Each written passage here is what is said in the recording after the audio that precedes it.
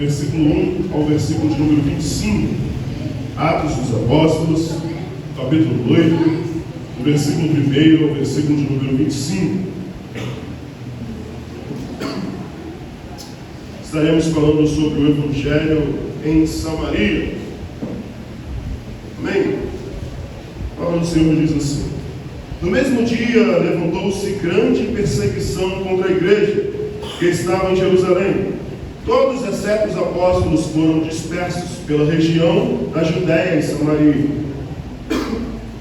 E alguns homens piedosos sepultaram Estevão e lamentaram muito por ele.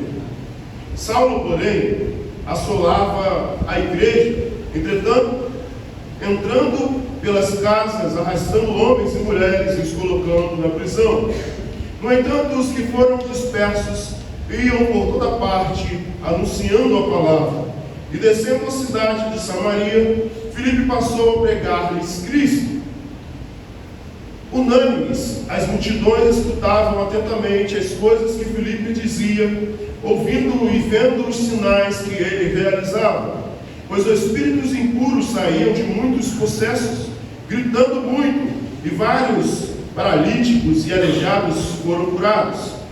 E houve grande alegria naquela cidade. E havia na mesma cidade certo homem chamado Simão, que praticava artes mágicas, causando admiração do povo de Samaria.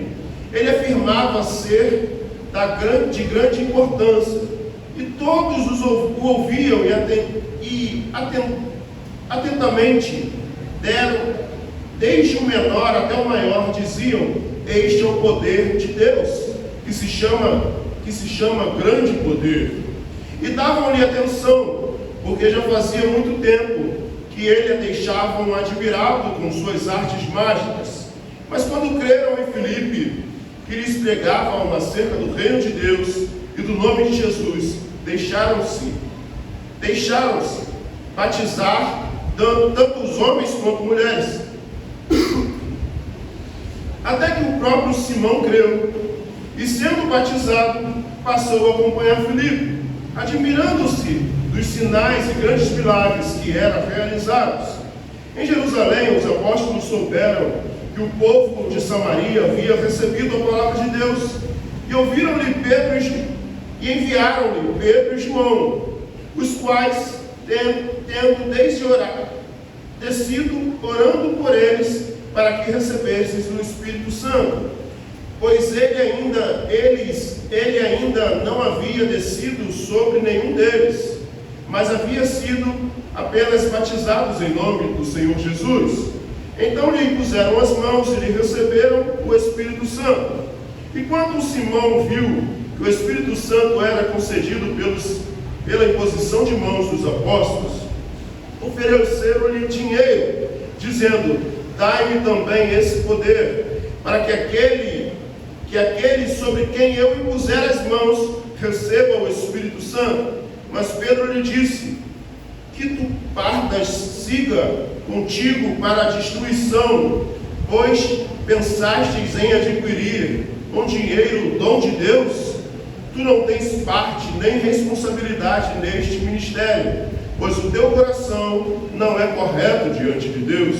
Portanto, arrependa-te dessa tua maldade e roga ao Senhor, na esperança de que seja perdoado o propósito do teu coração, pois vejo que está cheio de amargura e em laços de maldade. Respondeu Simão, disse: rogai por mim ao Senhor, para que não me aconteça nada do que me dissestes. Assim, depois de afirmar e anunciar as palavras do Senhor, voltando para Jerusalém, evangelizando muitos povoados dos samaritanos. Amém. Poderoso Deus, eterno Pai, aqui estamos, Senhor, diante da Tua poderosa palavra, diante da Tua poderosa presença, te pedindo, Senhor, continua, Senhor, a falar nos nossos corações. Continua, Senhor, a ministrar em nossas vidas, assim como o Senhor tem ministrado desde o início desse culto, desde o início dessa adoração a Ti, Senhor, Tu já tem palestrado e falado conosco neste lugar. Por isso te pedimos, Senhor, continua, Senhor, a falar conosco. Continua, Senhor, a anunciar as Tuas maravilhas, anunciar a Tua palavra, proclamar o Teu a tua vontade em nosso meio, que o Senhor seja engrandecido, o Senhor seja exaltado neste lugar. Eu diminua para que tu cresça, que eu suba para que tu apareça. O que nos importa, Senhor, é ter o teu nome reconhecido, é ter o teu nome exaltado, é ter o teu nome proclamado neste lugar. Que seja o Senhor a falar aos nossos corações, que seja o Senhor a nos ensinar, que seja o Senhor a nos corrigir, que seja o Senhor a fazer a tua vontade neste lugar. É o que nós te pedimos e já te agradecemos em nome de Cristo Jesus. Amém. Amém. Queridos irmãos, domingo passado vimos a respeito de Estevão, que estava diante do Sinédrio e começa a pregar e anunciar as maravilhas de Cristo Jesus. Estevão que começa a demonstrar o seu conhecimento pelo povo judeu, que começa a demonstrar o que tinha acontecido, onde o povo tinha perdido, onde o povo estava diante do Senhor. O povo se dizia povo de Deus, se dizia guardar os mandamentos do Senhor, se dizia o povo que era o povo da lei do Senhor, mas o povo em todo momento que podia, ele se desviava da presença do Senhor.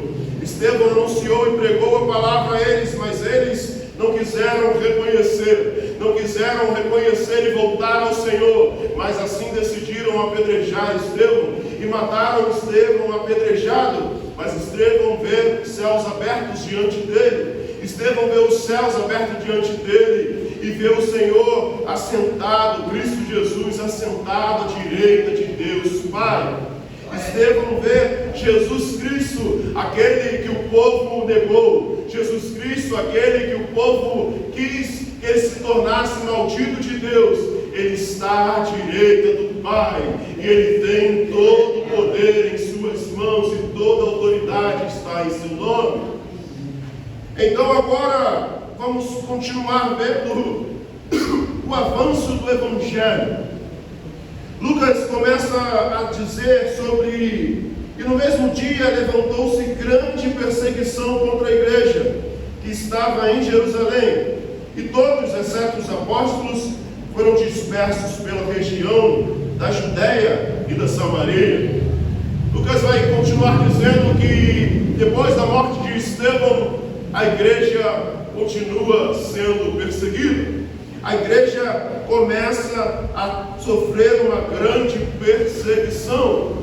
Vimos no livro de Atos, até este momento, a igreja estava crescendo em Jerusalém. A igreja estava crescendo de tal maneira que foi necessário levantar 7 diáconos para que ajudassem naquela repartição daquelas famílias que estavam necessitando da igreja de Jerusalém. Mas a igreja, a partir do momento que começa a viver em Jerusalém, começa a viver a sua intimidade com Deus ali naquele local, se esqueceu do mandamento que o Senhor disse lá no início de Atos dos Apóstolos, que eles seriam suas testemunhas, tanto em Jerusalém, na Judéia, na Samaria e até os confins da terra.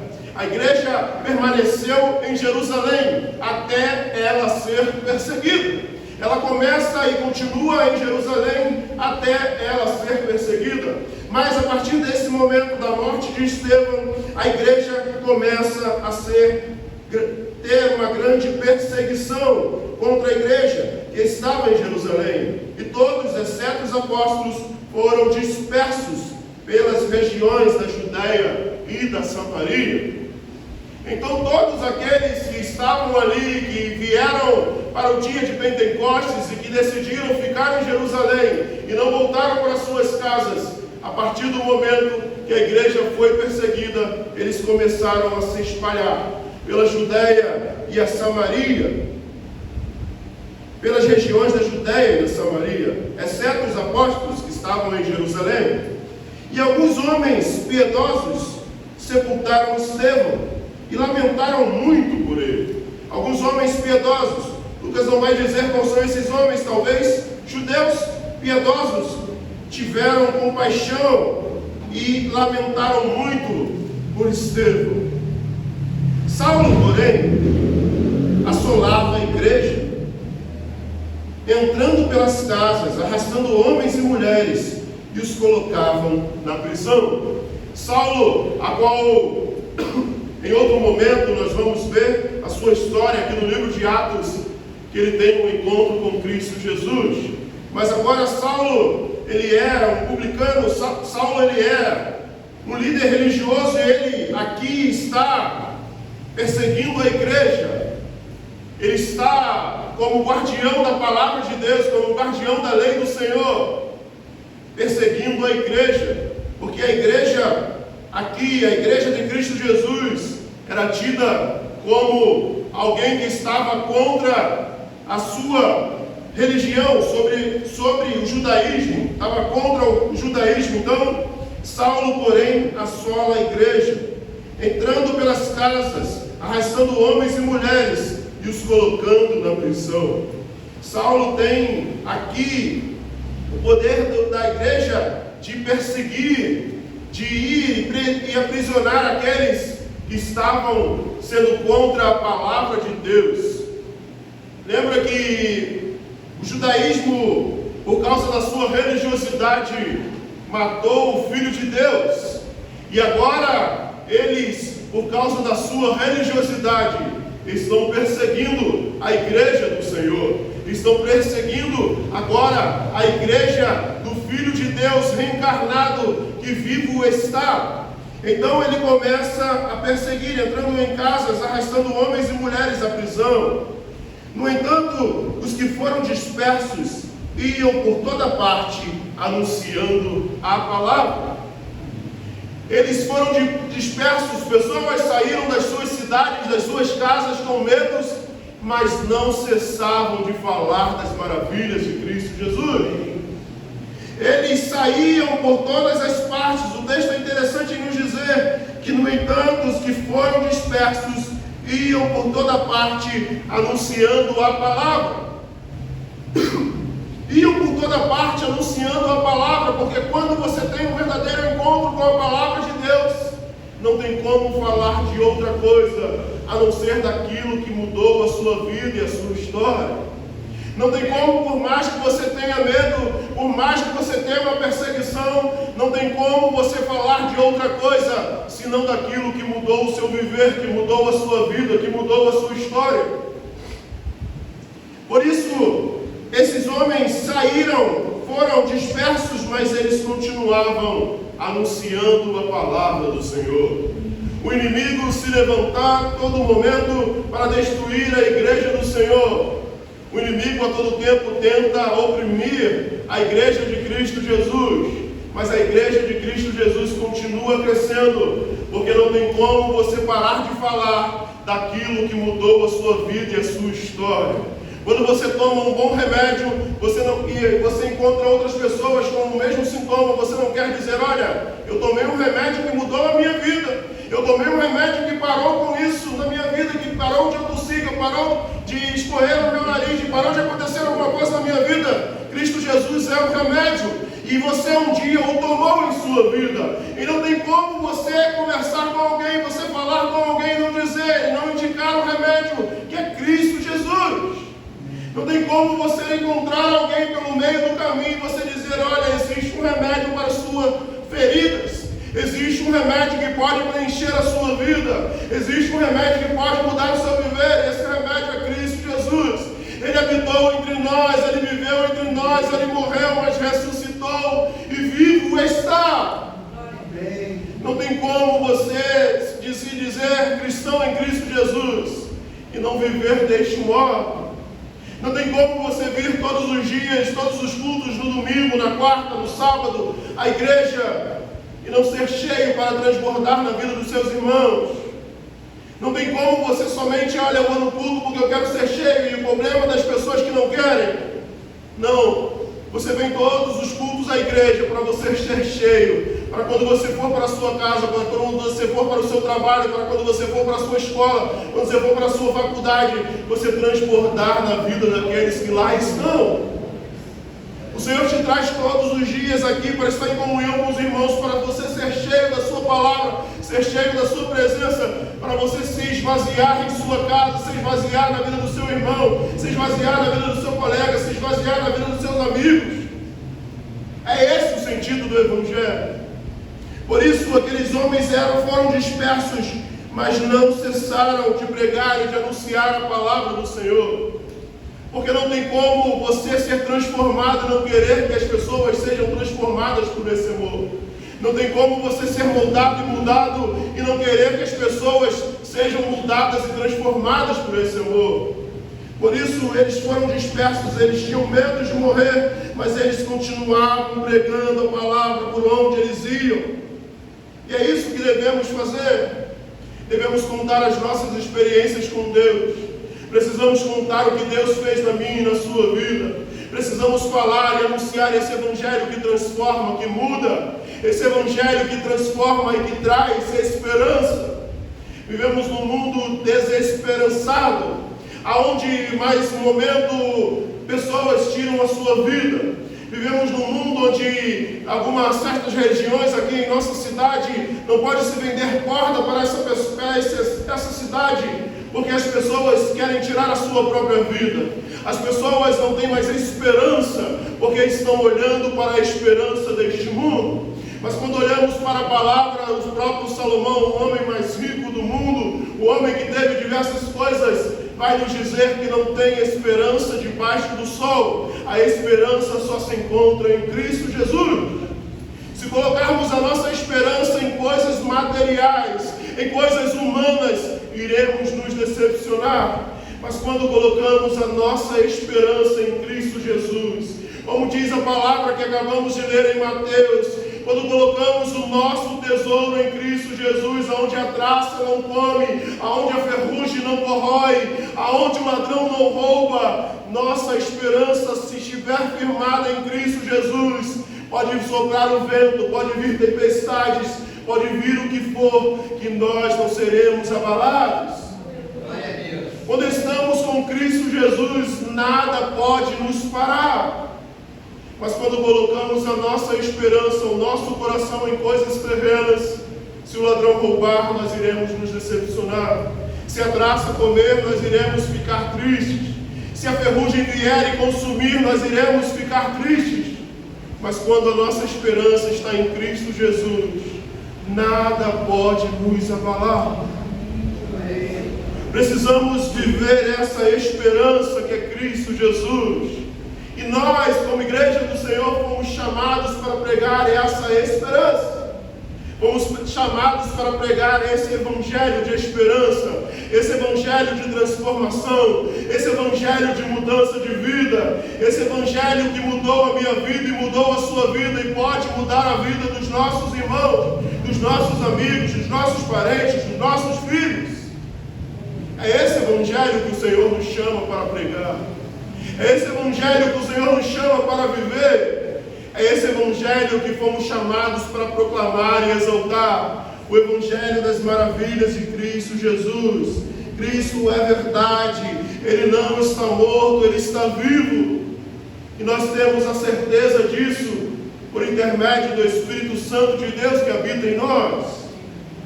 Por isso, aquele povo desciam, e entanto os que foram dispersos iam por toda parte, anunciando a palavra. E descendo a cidade de Samaria, Filipe passou e pregar-lhe Cristo. E descendo a cidade de Samaria, Filipe passou a pregar-lhes Cristo.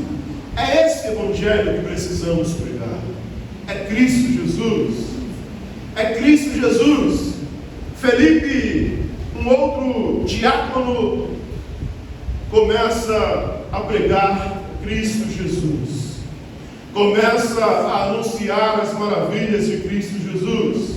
Começa a anunciar Cristo Jesus, o Filho de Deus, que morreu, que veio a este mundo, que morreu no meu e no seu lugar, mas que ao terceiro dia ressuscitou. Os samaritanos também esperavam a vinda do Messias. Lembra quando Jesus conversa com a mulher samaritana junto ao poço? Que ela pergunta em qual lugar devemos adorar? E Jesus diz para ela que eles adoram o que eles não conhecem, mas que haverá um tempo que nem no lugar santo, nem nos montes adorarão, mas se levantarão aqueles que adorarão verdadeiramente em espírito e em verdade. Então os samaritanos também aguardavam a vinda do Messias. Eles acreditavam no Pentateuco, mas então Filipe começa a anunciar e pregar Cristo Jesus. Filipe começa a dizer: olha, o Messias veio a este mundo, ele já morreu, mas ele está vivo. E aquele que agora entregar a sua vida a ele também viverá e terá a vida eterna e morará com ele eternamente. Filipe começa a anunciar o Evangelho de Cristo Jesus, o Evangelho de salvação, o Evangelho de mudança de vida, o Evangelho de volta para casa, o Evangelho de volta, porque o povo estava perdido desde o momento em que o homem decidiu ser igual a Deus no Jardim do Éden, a qual ele decidiu ser Deus da sua própria vida, a qual ele decidiu fazer as suas próprias vontades e o seu querer. Agora Filipe está pregando e dizendo: olha, o Messias prometido de Deus veio a este mundo. Ele morreu, mas ele está vivo. Nós somos testemunhas que ele está vivo. Nós somos testemunhas que ele viveu e ele vivo está. Nós somos testemunhas de que ele está vivo e a promessa que ele nos mandou se cumpriu. O Espírito Santo de Deus desceu sobre nós. Então Filipe começa a pregar Cristo a todo aquele povo de Samaria. Filipe começa a anunciar o Evangelho de salvação.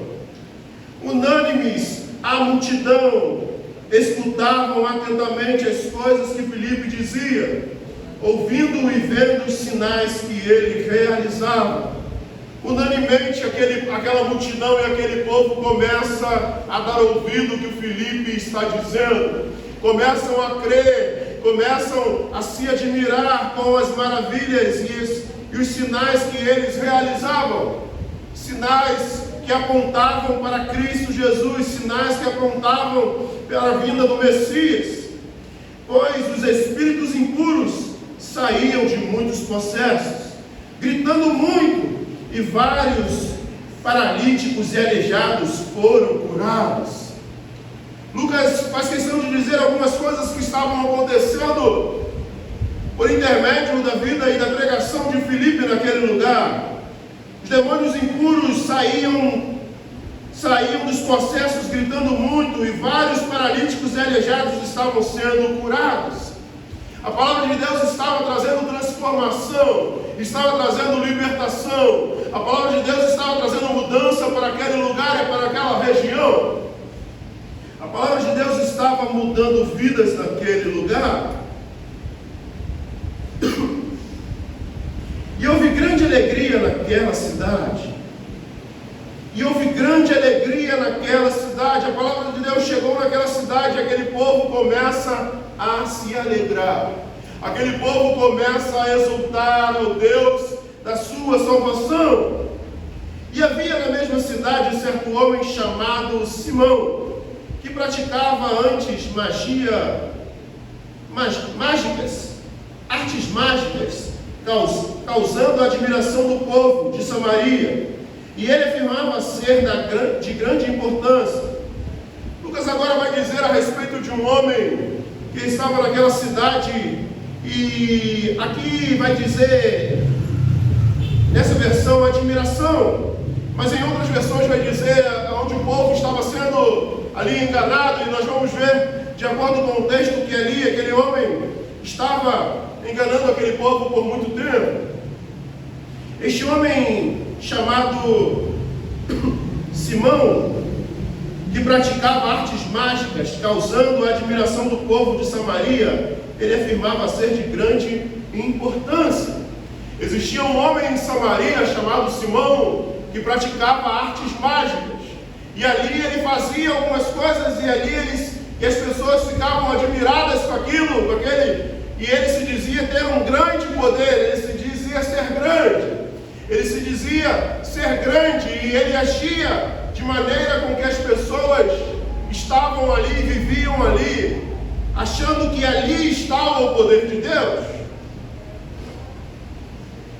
E todos ouviram atentamente, desde o menor até o maior, dizendo: este é o poder de Deus, que se chama grande poder. E todos o ouviam atentamente, desde o menor até o maior, dizendo: este é o poder de Deus, que se chama grande poder. Aquele povo estava iludido com as artes mágicas que Simão fazia. Aquele povo estava iludido com as coisas que eram feitas e achavam ali estar o grande poder de Deus. As pessoas estavam iludidas nas artes mágicas que Simão realizava, a ponto de Lucas dizer que os grandes e pequenos diziam: este é o poder de Deus. Eles achavam que o que Simão fazia ali era o poder de Deus. As pessoas começaram a estar ali e admirar, porque achavam que este homem estava sendo usado pelo poder de Deus, e davam-lhe atenção, porque já havia muito tempo que ele os deixava admirado com suas artes mágicas. E davam-lhe atenção, porque fazia muito tempo que ele os deixava admirado com suas artes mágicas. As pessoas dedicavam o seu tempo a ele, porque já tinha muito tempo que ele demonstrava fazer ou ser alguém, e eles acreditavam nisso. Mas quando creram em Filipe,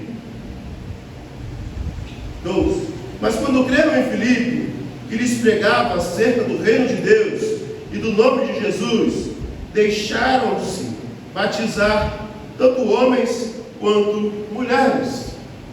Quando a palavra de Deus chega, não tem como o falso demonstrar ser verdade.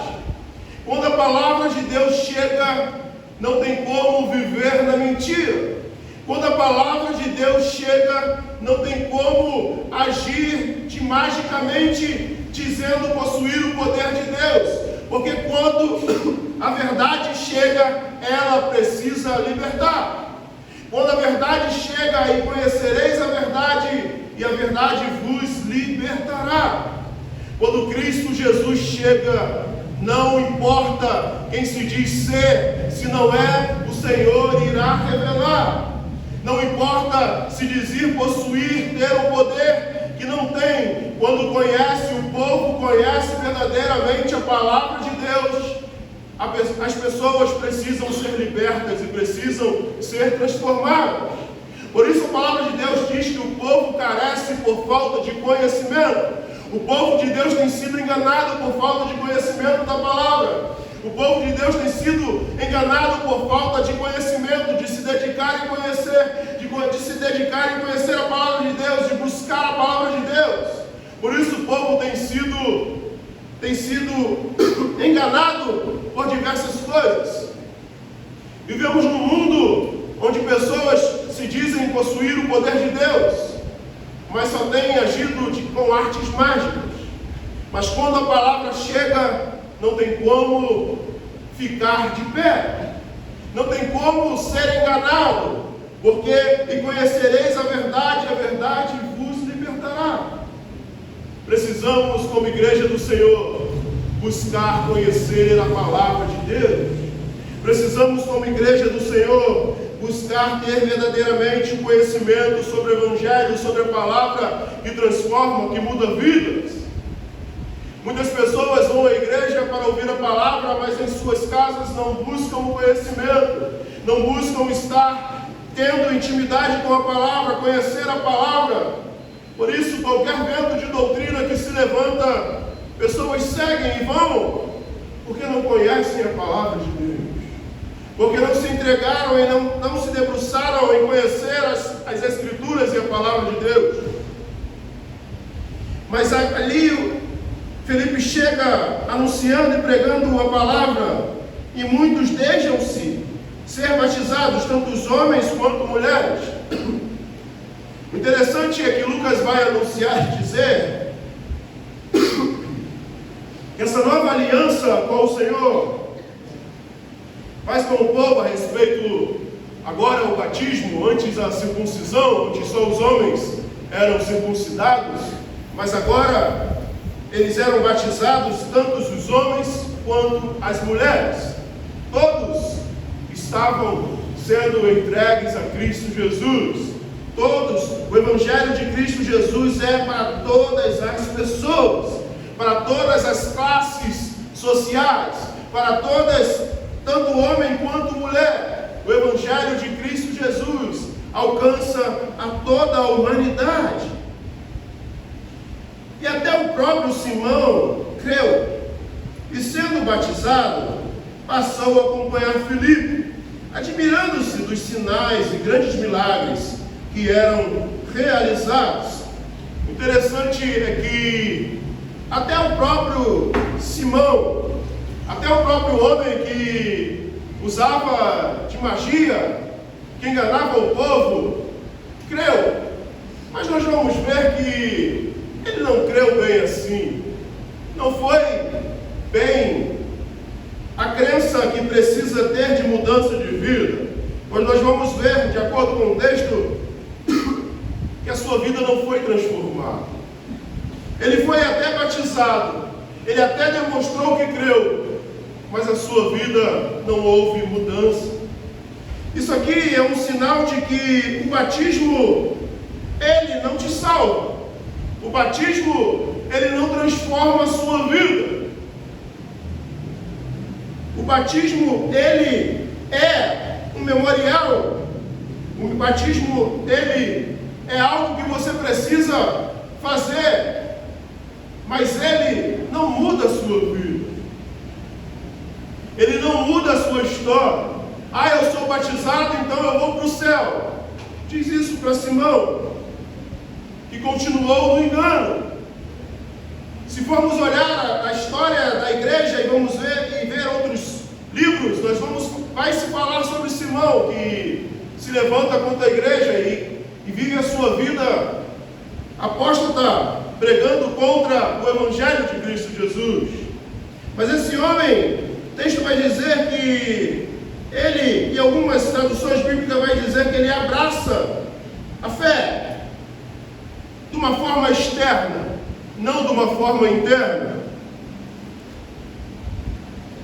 E até próprio Simão creu, e sendo batizado, passou a acompanhar Filipe, e admirando-se dos sinais e grandes milagres que eram realizados.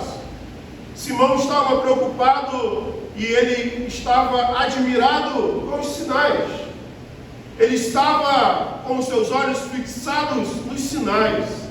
Ele estava fixos nos acontecimentos. Ele queria ver coisas acontecendo. Ele queria ver coisas acontecendo. E precisamos nos preocupar se as nossas vidas estão baseadas em acontecimentos ou naquilo que o Senhor já fez e irá realizar e tem realizado na minha e na sua vida. Este homem estava e começou a acompanhar Filipe. Começou a acompanhar Filipe, admirando-se dos sinais e grandes milagres que eram realizados. Em Jerusalém, os apóstolos souberam que o povo de Samaria havia recebido a palavra de Deus, e enviaram-lhe Pedro e João, os quais, tendo descido, oraram por eles para que recebessem o Espírito Santo. Então, os apóstolos ouvem falar sobre o povo de Samaria que estava recebendo a palavra de Deus, e eles decidem e enviaram Pedro e João até lá. Interessante é que a igreja vai dizer que Pedro é o primeiro Papa, mas se nós formos olhar para a estrutura papal, o Papa ele toma a decisão e não passa por ninguém. Aqui Pedro e João são enviados. Eles não vão porque eles querem, eles são enviados. Então Pedro e João são enviados para de Jerusalém. Os apóstolos souberam que o povo de Samaria havia recebido a palavra de Deus, e enviaram-lhe Pedro e João. Então Pedro e João vai até Samaria para verificar, para analisar a igreja que estava se levantando em Samaria, para verificar, para abençoar, pois os apóstolos eles estavam empenhados em anunciar a palavra, também estavam empenhados em cuidar das vidas que se entregam às igrejas. Então eles foram enviados ali, porque os apóstolos, eles eram a igreja, ele era o povo que foi levantado para passar do Velho Testamento para o Novo Testamento. Eles estavam ensinando e desfrutando e demonstrando Cristo Jesus. Então eles foram até lá para verificação e para orar pela vida deles, as quais, tendo descido, oraram por eles para que recebessem o Espírito Santo, pois ele ainda não havia recebido sobre nenhum deles, mas havia sido apenas batizados em nome do Senhor Jesus. Os apóstolos foram orar por eles para que eles recebessem o Espírito Santo, pois eles ainda não haviam recebido o Espírito Santo. Se converteram, mas ainda não tinham o Espírito Santo para agir de poder, de misericórdia, de fazer a vontade do Senhor. E quando Simão viu que o Espírito Santo era concedido pela imposição de mãos dos apóstolos, ofereceu-lhe dinheiro. Simão começa a ver algo acontecendo diferente do que ele viu na vida de Filipe. Simão começa vendo os apóstolos intercedendo, orando e pousando as mãos e o Espírito Santo descendo sobre eles. E ele começa a dizer: eu preciso desse Espírito Santo, eu preciso fazer isso. E começa e oferece dinheiro, quer comprar o poder de Deus. Vivemos num mundo onde pessoas dizem que querem lutar contra Deus, dizendo que são ricos, são poderosos e querem desfrutar desse poder. Ele ofereceu dinheiro, dizendo: dai-me também esse poder, para que aquele sobre quem eu impuser as mãos receba o Espírito Santo. Ele creu, mas ele queria era o poder.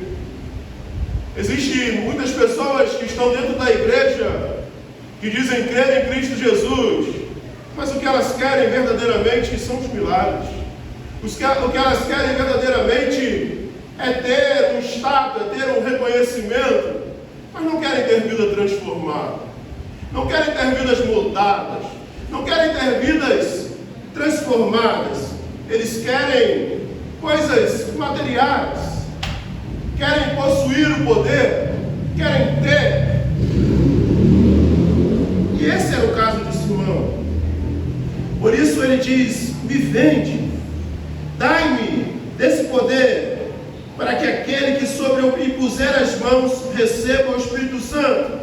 Mas Pedro lhe disse: que tua prata siga contigo para a destruição. Pedro diz para ele: que vá você e seu dinheiro para o inferno, que a sua prata vá contigo para a destruição.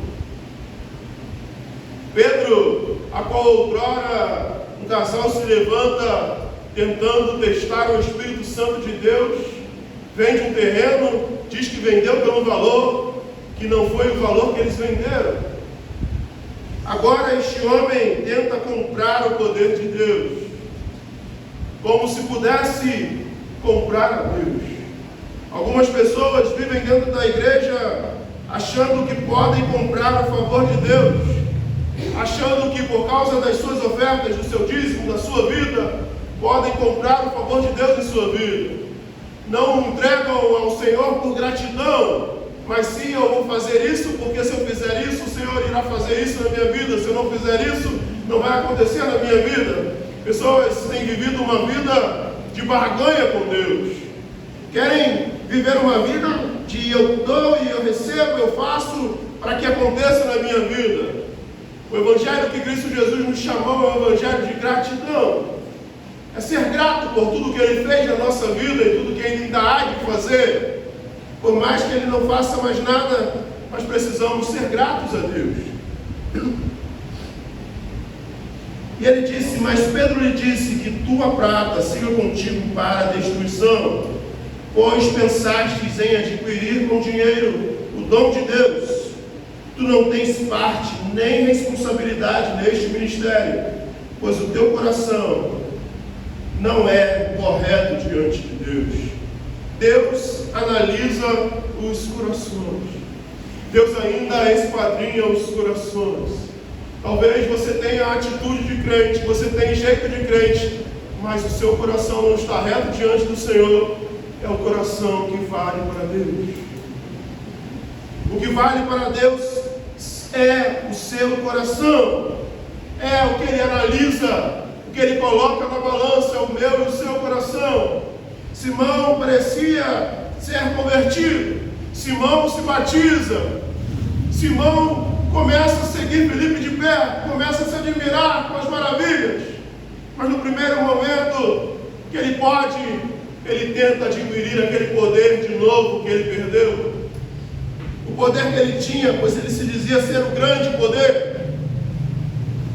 Ele decide ter novamente. Não, eu preciso desse poder. Eu preciso ser reconhecido novamente. Eu preciso ser grande. Mas Pedro diz a ele que o coração dele não está correto diante de Deus. Portanto, arrependa-te da sua maldade e rogue ao Senhor na esperança de que seja perdoado o propósito do teu coração. Pedro vai dizer para aquele homem: olha, tem uma possibilidade para mim e para a sua vida.